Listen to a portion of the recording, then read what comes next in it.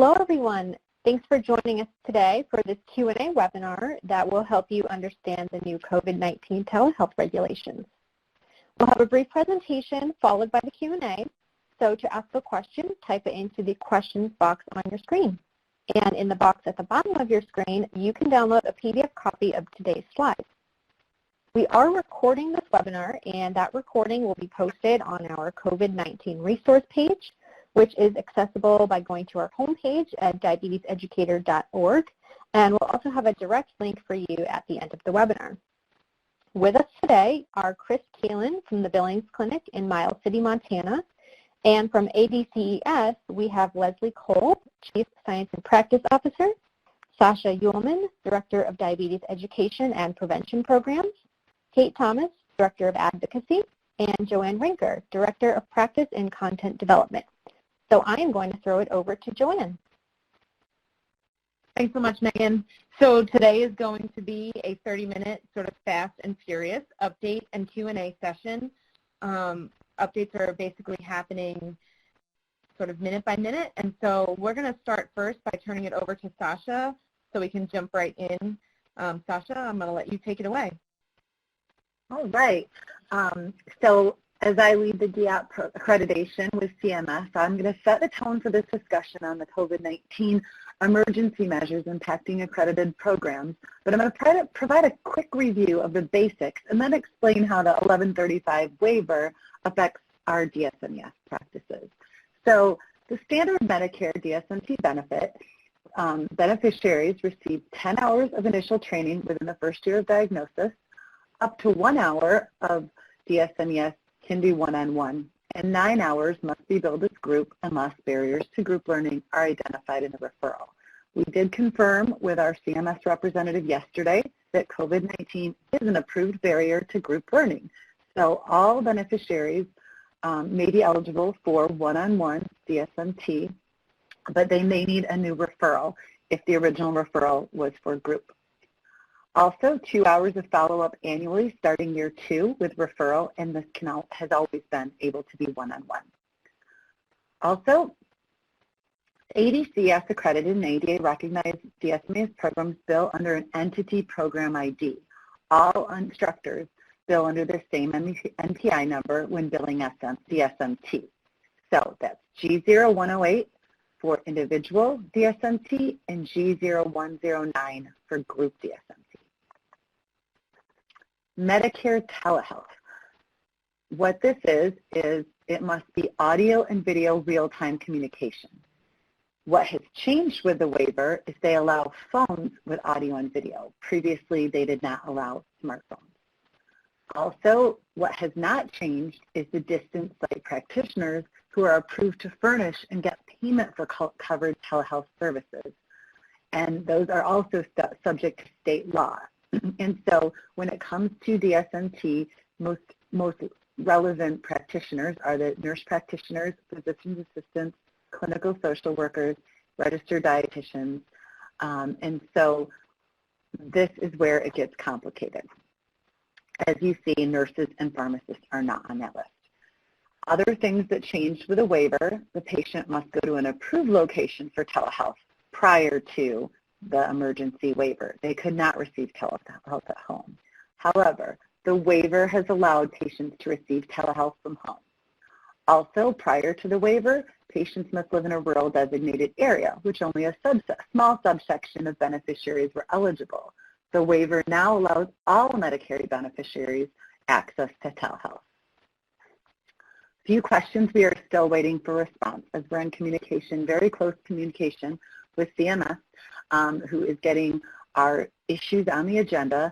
One of the questions we're still waiting for a response is, will Medicare allow telehealth to be provided per Standard 5 of the national standards for diabetes self-management education support, including nurses and pharmacists?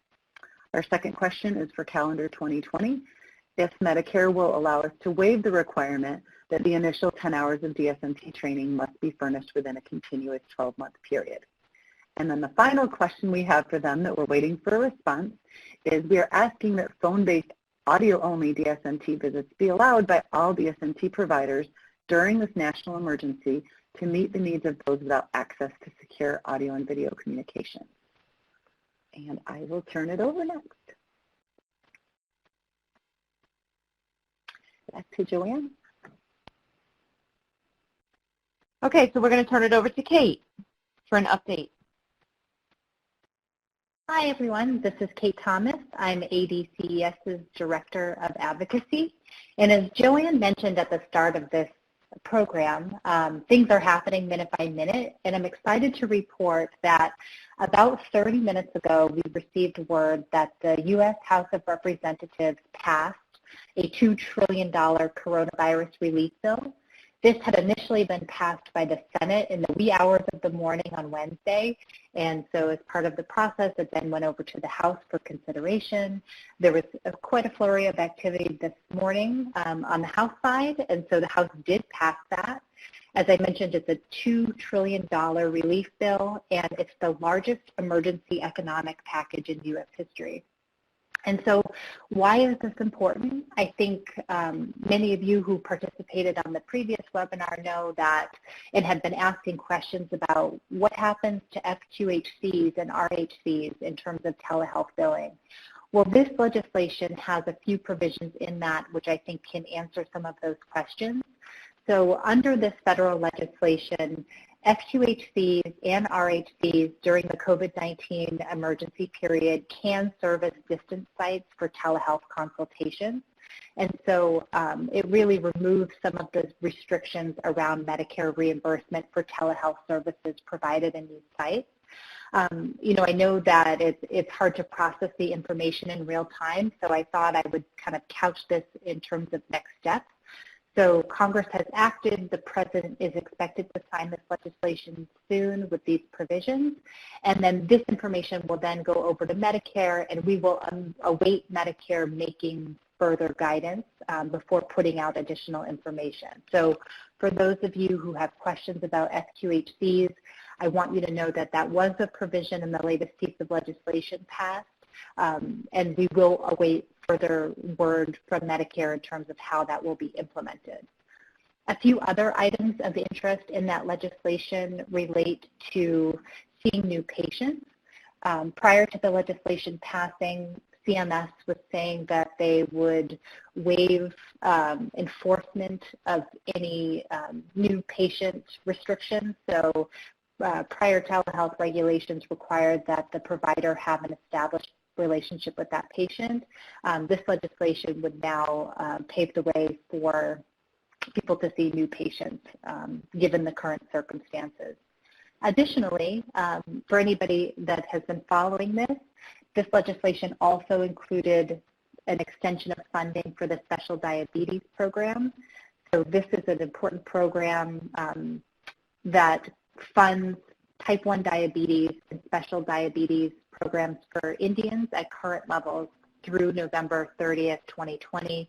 This funding expired May 22nd of this year, 2020. So we're pleased to see those different provisions in the legislation. A few other things that may be of interest to people. I know we've received some questions about licensure. CMS and the Department of Health and Human Services have encouraged states to waive licensure restrictions for healthcare providers that may need to travel across state lines to provide those services.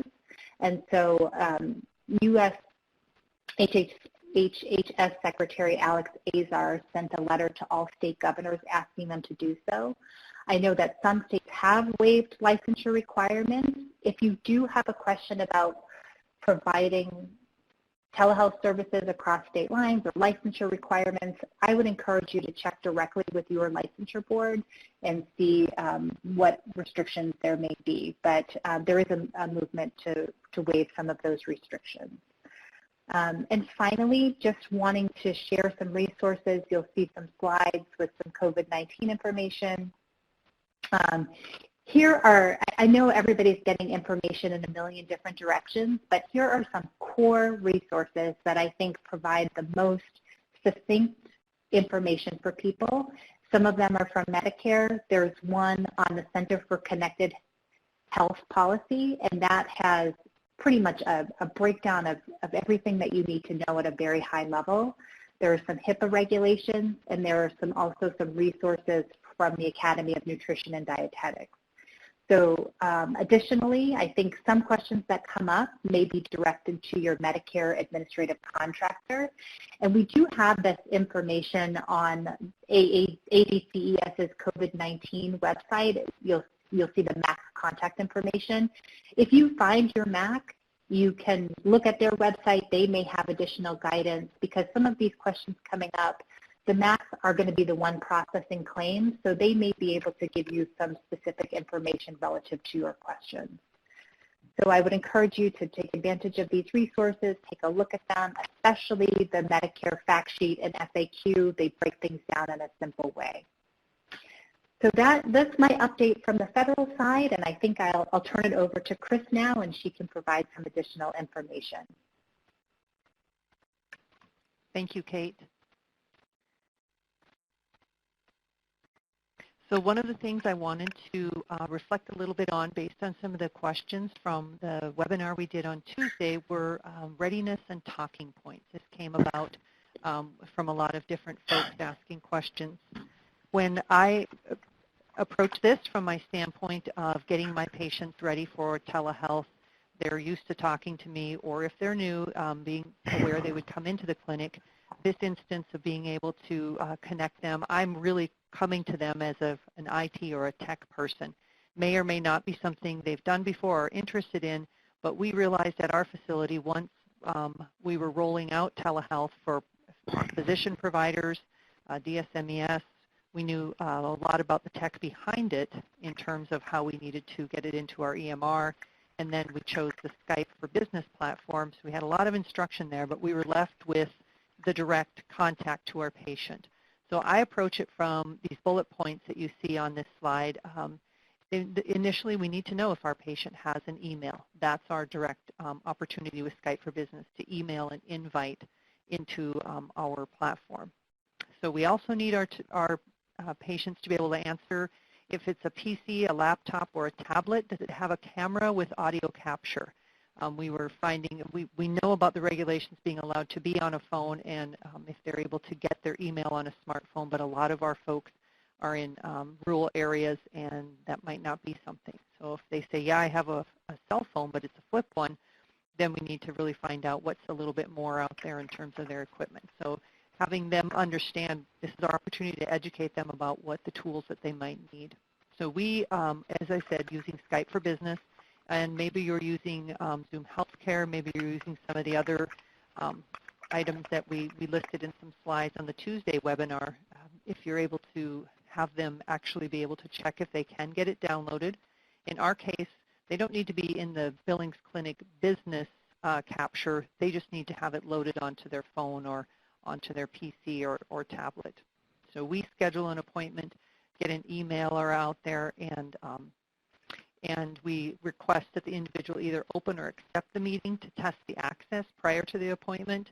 And we've learned that if patients just click on it to accept, we're finding that we can pretty much guarantee we're going to be able to get on, bandwidth notwithstanding. So at the time of the appointment, we also might need to have a little patience prompting individual for camera, mic open. I've had that happen where patients might be able to see everything looks like it's a go on their smartphone, but they didn't allow for camera and mic. So we have sometimes a little bit more, and these are all our finds that we have discovered as we've moved through this process. And the last two bullets are something, I don't know, it's not unique to diabetes care and education specialists, but certainly is embedded in, I think, how we approach our jobs, but being really patient and prepared to meet our patients where they are.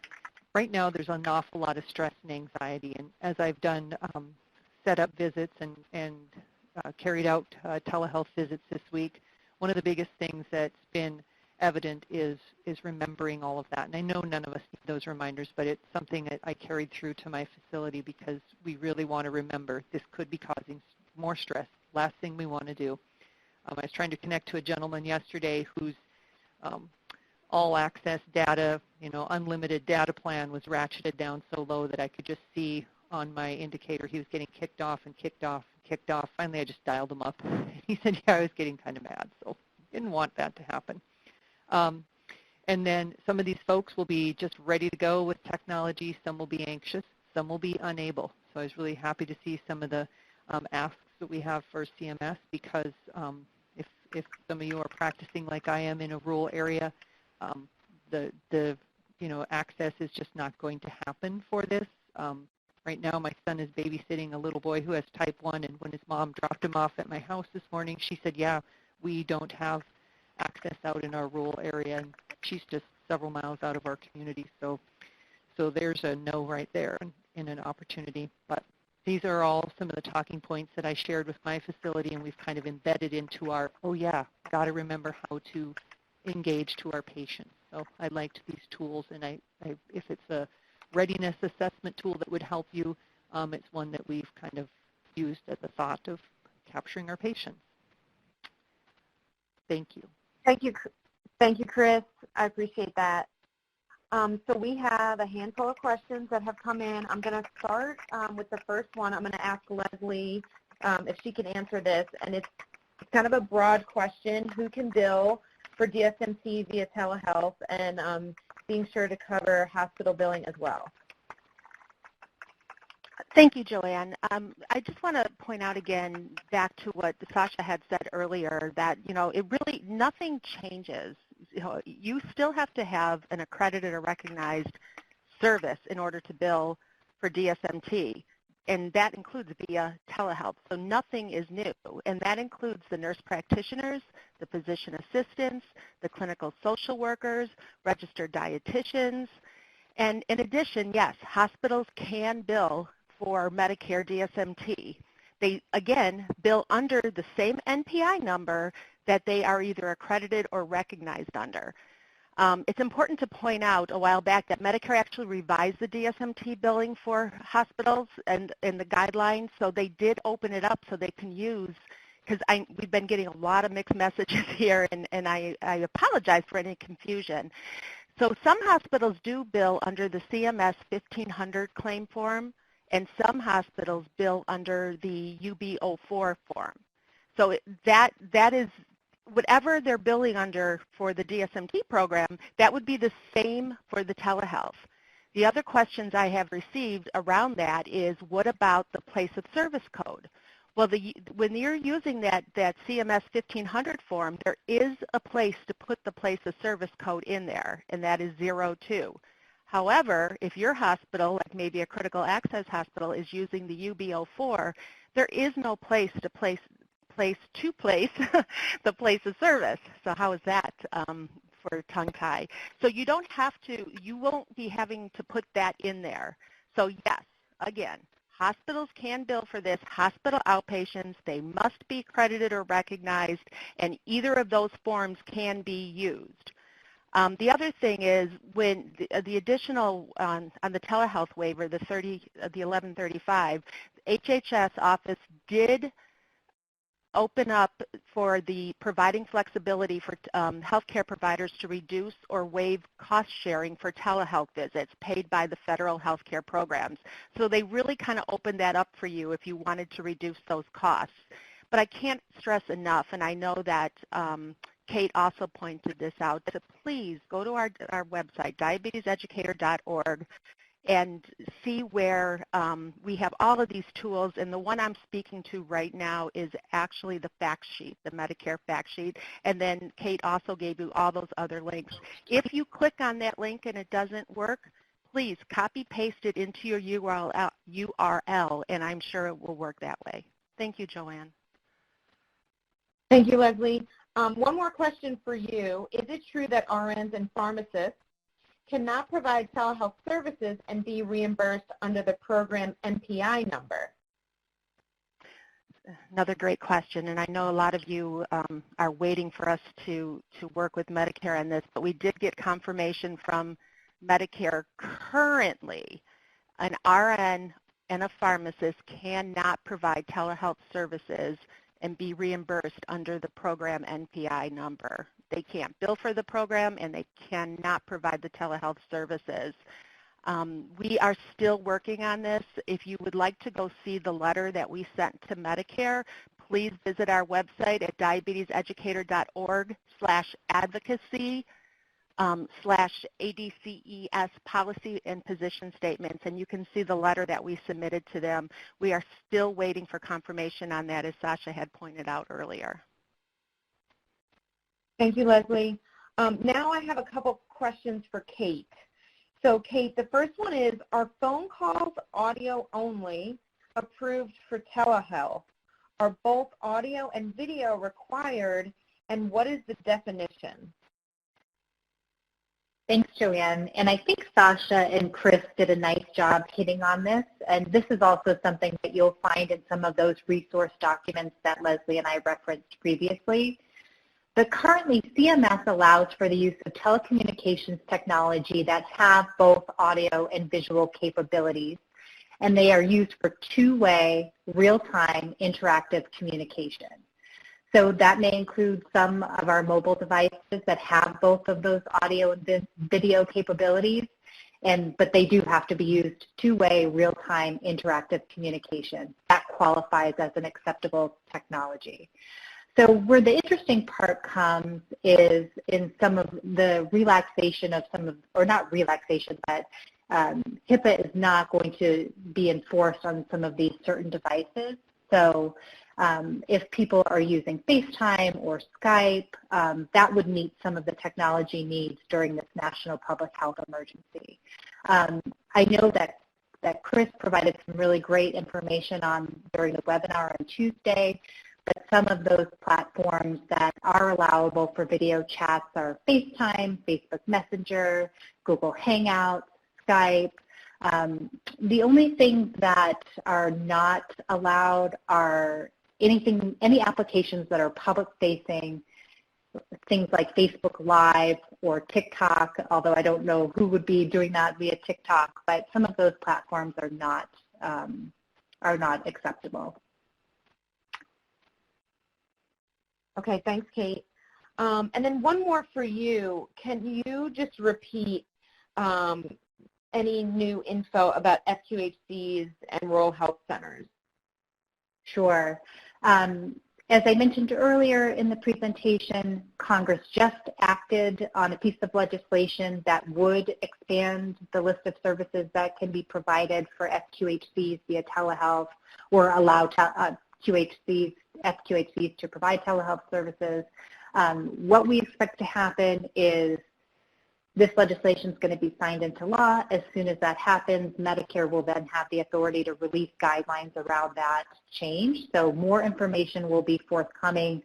I'm going to assume that it's going to come out in the next few days. So stay tuned for more information there. We will post information as soon as we have it.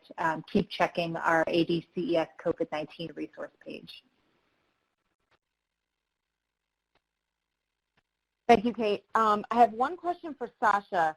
It says, your slide says 10 hours of initial training within first year of diagnosis. Isn't that the first year of DSME, not necessarily the first year of diagnosis? Yes, yeah, sorry about that typo. That is definitely the first year, really when they first transitioned to CMS. So they may have had it with another insurance, but once they go to Medicare, then they have the benefit if they have diabetes. Sorry about the typo. That's okay. Thanks, Sasha. And then our next question is for Chris. Can you share which metrics to collect at this time? Yes. So in terms of and we did talk about that a little on Tuesday, and some of it is a bit of an unknown or a new frontier, but we discussed that some of the metrics we might want to be pulling in are if there's a frequency or what the rate of hospital or ER admission might be for our population. Also, in the absence of being able to get folks to lab, if we're not able to see A1C data collected, would we want to support our patients in sort of more fasting, maybe paired, pre and 2 hour post glucose monitoring. Also, maybe being able to show them some things about just some of those less, I'm only testing in the morning numbers so that we can get a better idea that might reflect where an A1C could be.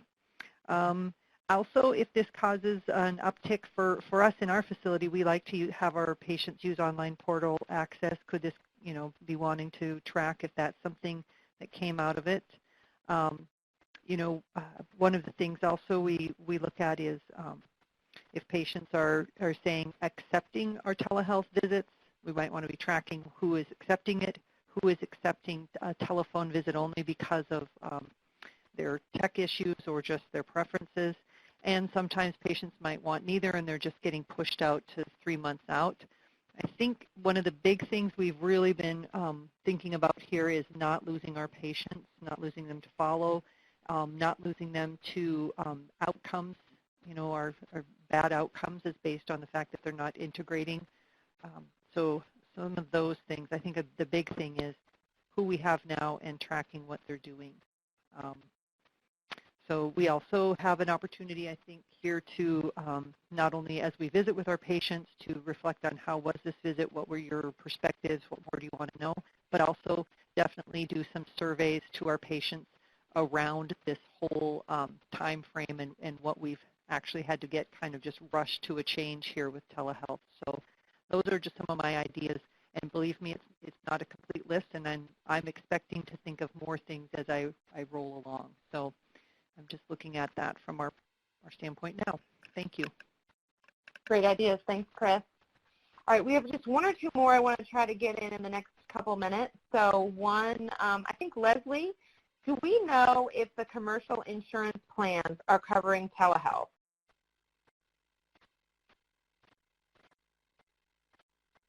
That's a great question. I'm sorry. That is a great question.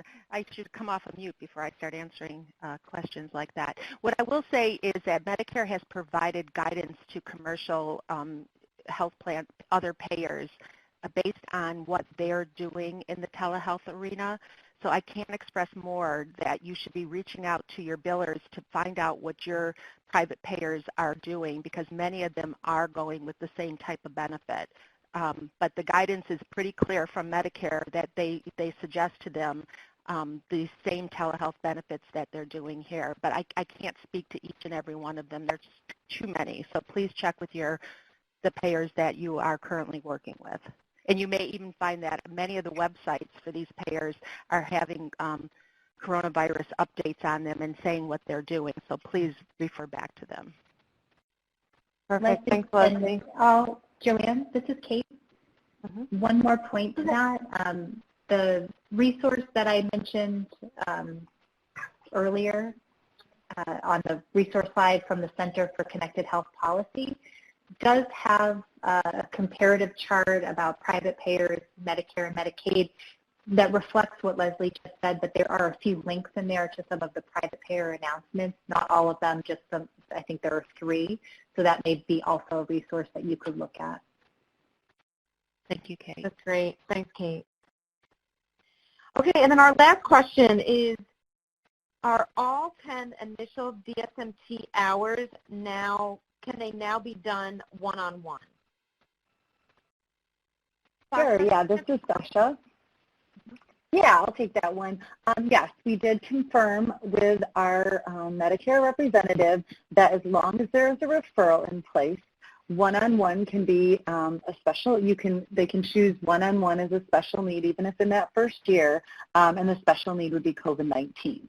So yes, all Medicare beneficiaries do have access to one-on-one during this time, but make sure to get that referral. If the original referral says group, you will need to get another referral specifying one-on-one with the reason to be COVID-19. Thank you. Thanks, Sasha. So let me just tell you, I know we still have some more questions in the queue, but keep in mind we are working on a frequently asked questions document, which will be up on our website shortly in the next few days. So you can always look for your answer there. And then additionally, we will have another Q&A session that will be on Tuesday, also at 2 p.m., so same time as today. And also our reimbursement expert, her name is Patty Telgener, will also be joining us on that call on Tuesday. So keep a lookout for those resources on our website, but also feel free to join us again on Tuesday. And then also know that we do have sort of a mega thread discussion about all of this at the link provided on that last slide, myaadenetwork.org. www.medicare.gov/COVID-19-discussion. I'm going to turn it over to Megan to wrap us up, and thank everyone for joining us today. Great. Thank you all so much, and I want to thank everyone for attending today's webinar. This webinar was recorded and it will be posted on our COVID-19 resource page, and the link to that is in the web links box that you see on your screen.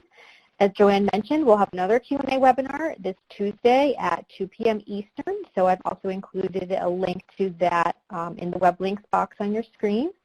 And you can download a copy of today's slides in the box underneath the links and above the Q&A. It's a PDF copy of the slides. And again, as Joanne mentioned, check out that mega thread discussion on my AADE network. And we will leave the webinar room open for a bit to give you a chance to check out the links and download the slides. So thank you all. This concludes today's presentation.